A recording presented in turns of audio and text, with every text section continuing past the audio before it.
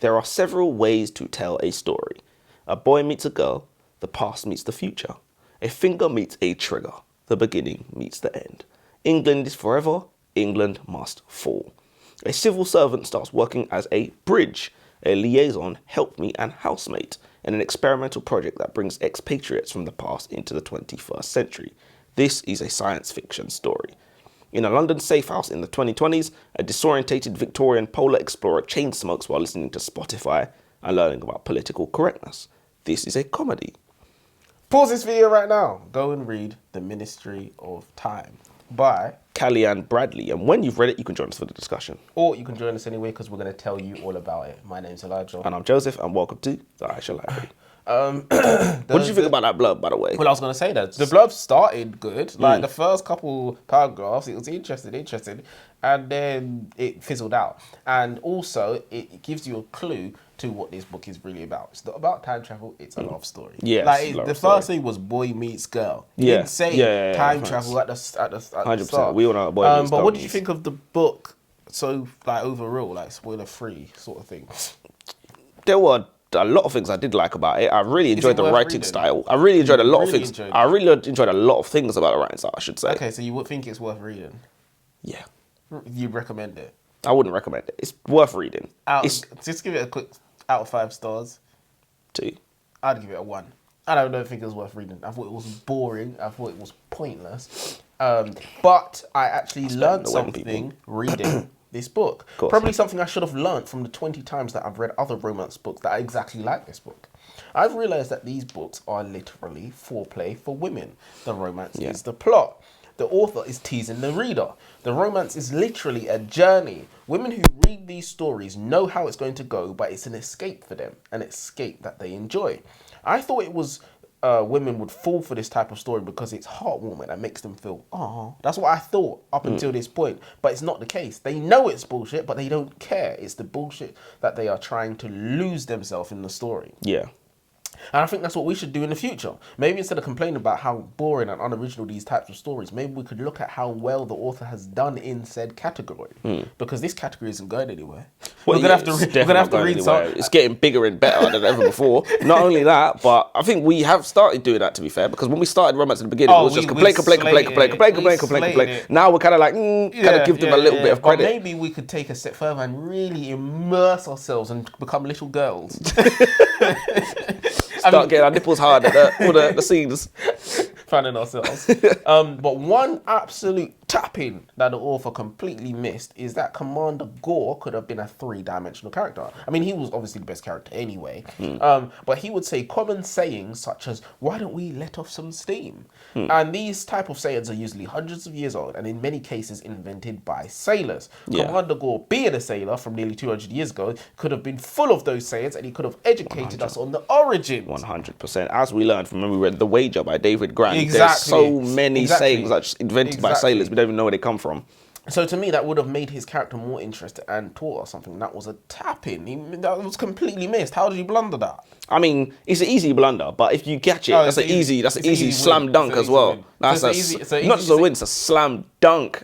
It's an easy one to miss because I think he's there. He's on the ship. He's 200 years ago. He even said, "Oh, why don't we let off some steam?" No, I know, but it's like if you're not familiar with like how crazy it is that so many sayings that we have in the modern world come from the age of sail specifically. If you write a book, you could overlook that's set hundreds of years ago, you better be familiar with everything. It wasn't though. Well, it was 20% of it, or no, 45% of it.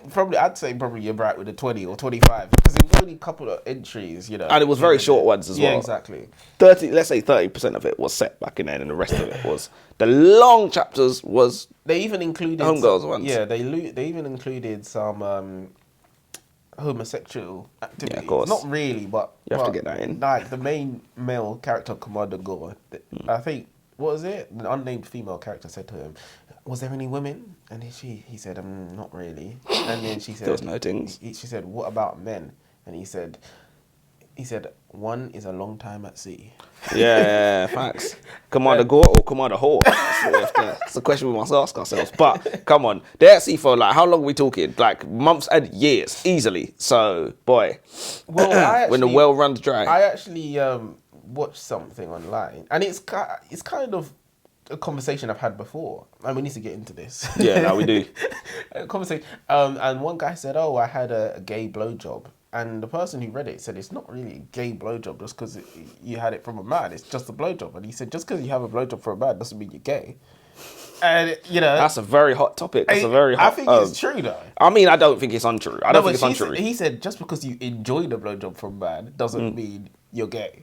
And we're not going to open up this question. We can't. We don't have time. Well, exactly, we don't have time. We literally don't have time. But it's incredibly interesting. We do need to revisit this as well. And I've question of the day.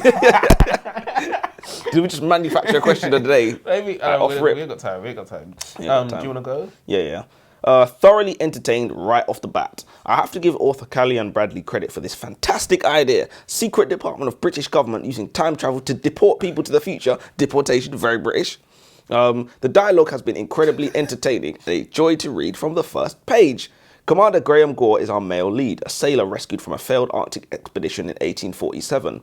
When the power of electricity is explained to Gore upon reaching the future, he remarks in wonder, "You have enslaved lightning," which I think is the most philosophical choice of words that any man from the 19th century has no right to be dropping in the middle of, "You've enslaved lightning." And I was like, that is the perfect way of... Well, it's funny you say that because it leads me on to my next point. But also, I do have an example or a few examples of the clever, interesting writing style. So I will give it to the author. But one thing I'm really hoping for is Commander Gore is racist. Or at least something about slavery is mentioned. Yeah. Him, in the story, they went back in time and rescued him from 1847. So yes, slavery had been abolished in England, but in 1803. But slaves in British colonies were not freed until 1838. Commander Gore, being a captain of a ship, would have definitely come across a nigger. In his time. Nigger or two. So why am I hoping he's racist? I hear you ask, Joseph. That's a good question, actually. Well, the reason being is that it would make him interesting, perhaps three-dimensional. The male main character doesn't have to be all good. He can be morally grey. And there's nothing wrong. There's nothing more morally grey than a cheeky bit of racism. So, but we got a little bit of something, We got a little bit of something, but they didn't really touch on it. They just wanted him to be this good guy. Yeah. Which is it's the stereotypical sort of... Yeah, it's what it is. I think you're right, to be honest. They could have had a It's two tap-ins really that they missed. Yeah. Honestly, and the racism is the easy one, because the racism is actually what gives him dimension. You can't accidentally miss that. You avoided that. Yeah, the other one they could have missed. Yeah, that's what I think you could miss, but this one no. So you're marking him down twice already. I really dislike this book. I wish I never read it. This book is full of interesting analogies and is pushing me to keep reading even though the plot isn't really here yet. Our female lead, whose name we don't know yet, is an employee for the Ministry of Time. More than that, she is Graham Gore's bridge, the woman assigned to help him assimilate into modern life. Protagonist dropped an analogy that I thought was incredibly insightful. The British Empire regarded other countries as protagonist's father regarded elastic bands left behind by the mailman. This is useful, and it's just lying here. Now it's mine. Yeah. If that does not sum up the Age of Sail and the British Empire in one sentence, I really don't know what can, to be honest. It's definitely an oversimplified. It's an oversimplification, 100%, but exactly it's extremely effective. Yeah. That's history lessons, kids. 100% horrible histories. This book is so boring. 3 chapters in and I want to shoot myself. Time travel is supposed to be exciting. It actually takes effort to make it boring. Let me ask you this question. Why do you think the author chose to use time travel to only travel to the present instead of going to the past or the future, for example? So, literally, these people, expats... Yeah, the expats. Did the expats went back or the expats the ones that came forward? No, the expats are the ones that come forward. Yeah, so they've managed to develop a technology that goes back in time, plucks people, kidnaps people and brings them to the future. Why would, if you're going to use time travel, why did they not go forward in the future? Well, this brings me to another point I have. It's a bit later on. It's my 4th point. But the mechanics of time travel are something that is going to get every single author that decides to write about time travel. The mechanics are going to get you. Unless you're Doctor Who. What do you mean? Like, you're going to mess it up? Yeah, you're going to blunder it. You're going to blunder it. Yeah, no, I hear what you're saying. Because there's so many questions to be answered, and you can't answer all of them. I think the reason why the author didn't go in the future or anything like that is because the author couldn't be bothered to create a whole new world where she'd have to invent what the future could or would look like. That's why I said there's too much work involved in making it then sound... stay away from it. Well, that's what I believe people should do. Stay away from time travel. Yeah, it's too. I actually believe people should stay away from time travel. It's not the 80s anymore, where no one's going to ask any questions. People have all these stuff that they read online that they think they know about. Smarty pants like you, and the clever clogs like you that think they know everything. But why don't you just go to the future? Like, it's not worth the hassle. I like the idea, but I think maybe I like we the need effort. more of a plot. I like the more effort. of a plot if you're going to do that. Don't just shoehorn time traveling into a romance novel just because. Yeah. Like, that didn't work. And I missed out some of this from my first point, where I said I wanted a bit of racism. Sounds a bit funny, isn't it? Yeah. To be fair, a few chapters in, we did get a half-hearted attempt. Commander Gore said, "The Negro woman, I like her." And then he was told, "You can't say that, it's racist." And he followed up with, "Doesn't every race have its prejudice against other races?" Of course. And as I said, this was a politically correct attempt by the author to sprinkle a bit of racism in there. Add a little bit of spice to Why it. do you think they didn't have Commander Gore drop the N-bomb? Do you know what I mean? Because, like, Negro woman, that's not what we want to see, is it? That's not what we want to see. Someone from 1845 or whatever it was, remember, he was I mean, he was born, I don't know how old he was, but he was probably like 30 or something like that. Probably 30s, so he 40s. was born in them times. He would, bro. You know, it wasn't taboo to even say that. We got people whose granddads are racist, like proper racist now, much less back Do you know what I then. mean? If you was born in 1820s and you had In a your prime. granddad, Yeah, in your and you had a prime. granddad Yeah, and whatnot, right. why didn't we get the N-bomb? In your It feels prime. like you've avoided it. Of course she did. Avoided it. But interestingly, what you said about a romance story and then sprinkling time travel in there, do you remember a movie called The Time Traveler's Wife that we watched? It was on Film 4 one time. The Time Traveler's Wife. So this little girl met some guy who could just time travel, and then he disappeared and then reappeared in the future. Obviously, time traveling. She was old and they got married or whatever. You don't remember this movie? I remember some Doctor Who thing like that, but I don't remember. Okay, well, I'll show you after. But it was interesting because that one, again, was a romance story where they just put time travel in there for no reason. I'm gonna look at it. What exactly am I reading? I didn't even glance at the blurb of this book. I decided to go in raw. As it stands... The best way. The best way. As it stands, it reads like a book written to entertain its readers by showing... Not enter its readers. It's a book written to entertain its readers by showing us our world through the eyes of people from previous centuries, or expats. I really didn't like how you didn't know what the woman's name was, though, because I didn't really see what value that added to the story. Well, I'm just gonna say it. Go on. Because it's in my point why, but I think it was because it's a diary. The book was written like a diary. So if you don't, yeah, that's why. I'll tell you my point after. Yeah. Because I don't want to ruin my point. Question of the day. Here we go. Excited, aren't you? I'll be waiting for this bit. You come home after a long day of work to find that your partner has bought the children a rabbit without telling you. You say to her, "Don't you think you should have consulted me before you bring a pet into the household? I live here too." Your partner says, "This is dinner.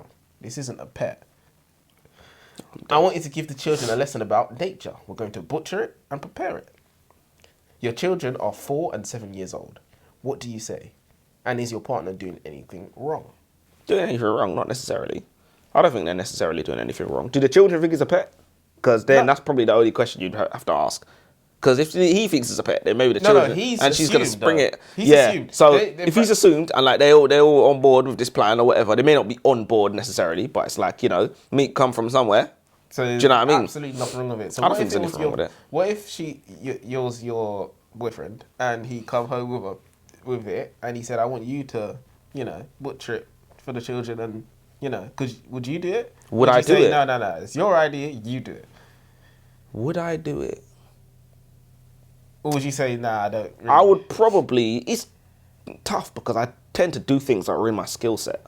Like, if I'm capable of doing it and I have the skill set to do it, then I'll probably do it. Surely you should make yourself... You should add it to your skill set. Well, there's certain things I can add to my skill set if I think it's gonna be useful to me. But it's like it's not something that I do on a daily basis to eat. You know, it's not something that I find necessary. Yeah. So it's like I probably would struggle to see why I should add that to my. Like, you're the one that brought this in here. You do it, pretty much. But there's nothing wrong with that. No, I don't necessarily think there's anything wrong with that. All right. So what about? Yeah. Sorry, go on. What about if you walked in the house and found your partner and the kid's stroking it?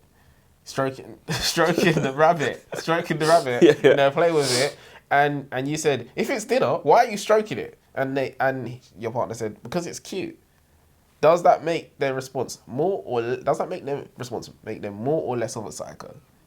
No, definitely more. Because like, what the hell? What do you mean dinner's cute? No, because it's a rabbit. No, but what do you mean dinner's cute? What does that mean? They didn't say dinner's cute. They said because it's cute. You said, why are you stroking? If it's dinner, why are you stroking it? Yeah. Play with it. Because it's cute. Yeah, no, but that means you can't separate from pet and food in your head. But so that means you just eat the cat. Doesn't that make you more sensible? Huh? Doesn't it make you more sensible? It makes you more non-conforming to society, and that's what we attribute to psychos. Yeah, but no one said that they can't separate it. But that just because you're gonna eat something doesn't mean you can't stroke it. Right, but if you don't have them concepts in your brain, that you're gonna be a problem to someone sooner or later. If you don't have them barriers in your brain that prevent you from doing certain things. Because you might be looking at a little deer, that's been born quite recently, or a lamb, even, and you might think it's cute, but you like lamb curry. I love lamb curry. Yeah, so we can still associate babies, or should I say, young animals as cute. Even we can do that as men, but we can still eat them. So why is it now I'm a psycho because I'm stroking this cute? Well, I think in order to conform to society, in order for me to know that you can leave the house and you're not going to do anything, it's not cute. No, but there should be some form of cognitive barrier. There should be some form of cognitive delay where even if you see a lamb, you think it's cute, you should not say it. You should be confused, and that is how you know that you can conform to society. So, obviously, I'm not saying that you should be hindered in some way. Like your brain's processes should be hindered in some way by seeing something that's cute and food. You shouldn't be like cool with it. And like, oh, this makes sense. Do you know what I mean? Yeah, but that is not. That's not an improvement. That's not. It's not like. I didn't say it was, yeah. Yeah, it's not beneficial for you to hinder yourself. No, of course not. Or be confused. Of course not. In the face of course food. Not. No, I didn't say that. But yeah, let's move on. Let's move on. We're behind time. Yeah, we're literally behind time. Is it my turn? Well, I don't know. You did question of the day. Does that count as one? I don't know. Do you have 5+ questions a day, or do you have 4+ questions a day? I got 5+ questions a day. I've got 2 left. How many you got? 5. You should have. I got 3. I got to go to work soon. You're taking a piss. I'll go. This is why we can't have nice things. I definitely am not going to go far enough to say that this author is talented, but there was examples of creative writing such as, I'd never eaten a fruit that fought back so hard against being eaten. This was Commander Gore when he first tried coconut on one of his expeditions. And that made me chuckle, and there was a few other examples of creative writing in this book. It definitely needed more, as this was a character-driven book, which was quite boring for like 95% of the book. I'd go as far as to say that overall, I thought this book was shit. Ministry of Time by Kaliane Bradley. I thought the book was rubbish. I really disliked the book overall. I can always find things to talk about, things that are interesting, but overall, I'd never read this book again. I think it's I fell asleep reading it so many times. I think it's one of the worst books we've read. I would rather read The Mother's Son. Yeah, I wouldn't. I rebuked that. I would rather rebuke that in the name of Jesus. I would rather read The Mother's Son, not The Name of Rose. The Mother's Son. No. I know what you said. And let's not even talk about The Name of the Rose. Let's talk about that one. That was cancelled. I think I would rather take a boring plot-driven book over a boring character-driven book. At least a plot-driven book, you're going somewhere. Look at this guy who loved the wedding people talking about how much he loved plot-driven book. No. I can appreciate a good character-driven book, but if they're both crap, I'd rather the plot-driven book. And you don't want the one that's mega crap. This was rubbish. Time travel's never been so boring. Honestly. Author is trying to cop out of explaining time travel. Writing about time travel is not for everybody. It's done beyond the point of death. And part of the culture of science fiction is having colourful technical explanations full of wonderfully nonsensical pseudo-scientific jargon. So, the TARDIS feeds off Archon energy to manipulate the time vortex. Doesn't mean anything. The time displacement equipment from Terminator works by generating a bioelectrical field. Doesn't mean anything. Once you reach 88 miles per hour, you're going to see some serious shit. Doesn't mean anything. But, it's cold in the 80s, though. In the Ministry of Time, however, author Kaliane Bradley kind of goes, don't worry about how it works. And I was just like, we know why you've done this. Because, if you do explain it, you got to back your shit up. And some nerds on Reddit, they're going to be like, well, this doesn't make sense. I mean, in some ways, it makes sense that they didn't bother to try and explain it because it didn't really matter to the story. It did matter to the story. And they didn't want to. This isn't for. I don't think this book is for nerds. I think this book is for. Yeah, no, of course not. Of course. It's not for men either. I think it's for romance. Honestly, just romance lovers. Yeah. I don't even know why the time travel was in there. It made no sense. Just so we could have someone from a different era and like she could try and habilitate him. Yeah, exactly. So that was the whole That's was the only reason why. Over halfway through this book, we finally get our first action scene. This is where Quincy, which is the handler of our unnamed female character, gets KIA'd in front of her very eyes. So a sniper takes out Quincy and her brains splatter all over our unnamed female character. And she stays unnamed throughout the whole book for some unknown reason. I don't really understand why. Is it because the book was written in diary form and you're not going to write your own name in your diary? Are you, Joseph? You're going to say, I love my boyfriend. Are you? For example, right? You're going to speak in first person. If you're writing your diary, you're not going to say Joseph went to the shop. Well, you wouldn't necessarily say Joseph went to the shop, but it'd be called Joseph's diary, for example. Maybe. It might say that on the... Well, you wouldn't say Joseph's diary on your diary. I mean, you know it's your diary. So wait, I don't understand what you're saying. So if you had a diary, would you write on the front cover Joseph's diary? You might do. You might do, but you might not then, surely. Yeah, of course. Yeah, so that's why I'm saying it kind of makes sense that she didn't write her name on her diary because she knows it's her diary. So she just writes down her daily activities, if that makes sense. Fair enough. I'm not saying that the author obviously purposely didn't give the name, but I'm just saying, because obviously in dialogue... Look, I thought logistically that makes sense, but like realistically it doesn't make any sense to actually do that. So it doesn't make sense for the enjoyment of the story. You know, watching Bridget Jones' Diary is called Bridget Jones' Diary. Do you know what I mean? Well, it adds mystery, and with a diary... Yeah, too much for my liking. With a diary, too much mystery. With a diary, you don't know if the main character makes it. That's the beautiful thing about a diary. You don't know if the main character lives. They could die at the end, because if you're writing if the story is a diary, that means that she's just noting down what happened. Right, but if it's finished, then we know she made it. Well, yeah, but I'm saying. Well, what does finished mean? If it's a diary, you don't have to finish it. Most times, they can just stop writing. Yeah, stop writing a book halfway through. The book could just finish basically, last entry or whatever. Yeah, fair enough. But yeah, I think logistically it makes sense. Like if you're arguing this in court, you probably get her off scot-free. But I think like for the enjoyment of the story, for the enjoyment of the story, it's just like made absolutely zero sense. At least it's originality. For the sake of it, originality for the sake of it. I mean, there's always going to be originality for the sake of it. That's bottom of the barrel stuff, don't it?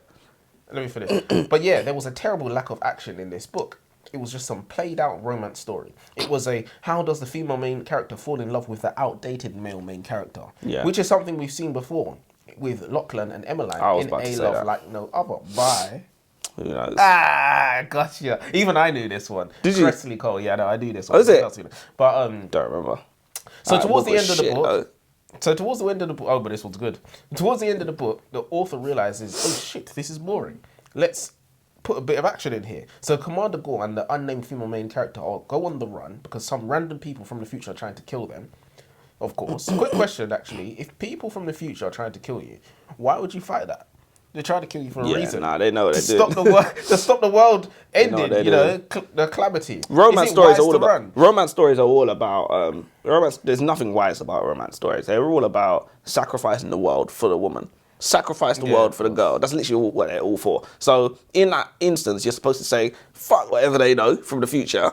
I got my girl. We gonna be aight. That's basically what the message is. As long as I got my girl, we gonna be aight. The dialogue is mashed up since everyone is trying so hard not to say the protagonist's name. None of the characters refer to our protagonist by her name, and the story is written in first person. The problem with this, and I don't even know why the author decided to do it in the first fucking place, is the dialogue seems disjointed and unnatural. People just start speaking, and it's odd and clunky, you know? It's like you don't know someone's name, you don't ask them, so you just start speaking, or you say mate, or whatever. Any one of 1,000 things that you do. I think the thing you said about a diary is probably the best explanation anyone's going to hear for it. But so does that lead you to believe that what I'm saying is true and is what the author intended, or is I think excuses?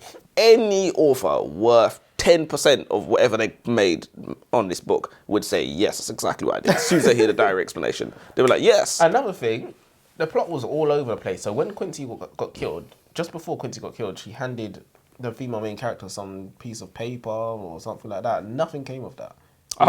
We never heard of that ever again. So you think the author just forgot? I don't know what happened. That's a blunder of epic proportions, you know.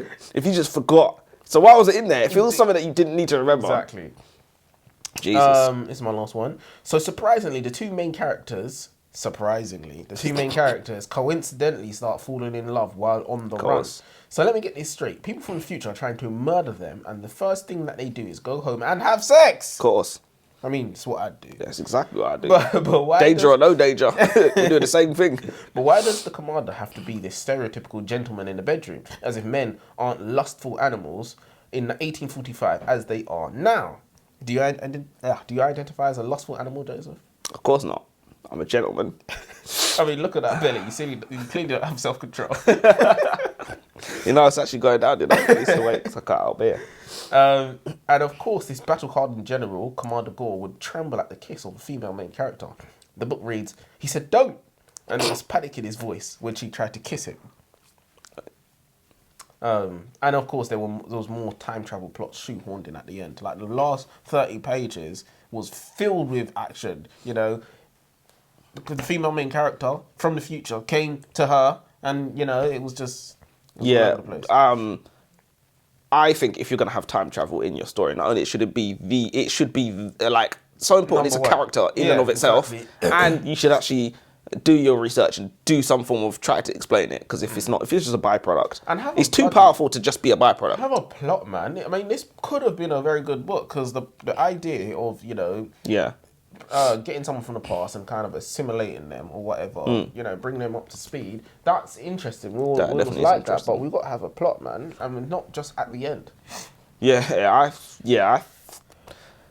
My recommendation is stay away from time travel, to be honest, because it's not only is it too powerful to just be a byproduct in your story, but it's too powerful to be left alive, and you have to explain why it could not solve whatever problems that you have in the story. It's that powerful that it's just like, why are there problems in this book? Yeah. Time travel, fix it. Yeah. Done. Do you know what I mean? Like in Harry Potter, you got time turner, fix that. Yeah. How did this shit go on for 5 more books? Yeah. You got time machine. They never touched that again, did they? Never touched it again. They had to destroy it all.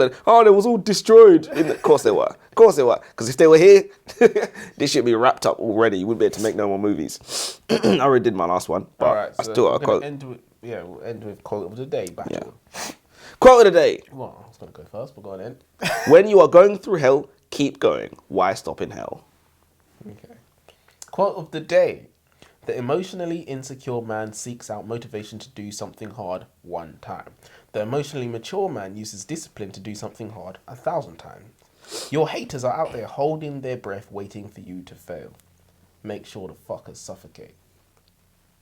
That's pretty good, but it's too long. Yeah, I know. That's why I picked it. Because I wanted to change your mind on the long quotes. Well, no, I still think it was good. You haven't changed my mind on long quotes, but I still think it was good. And obviously 100% true. Yeah. But I haven't changed my mind on long quotes.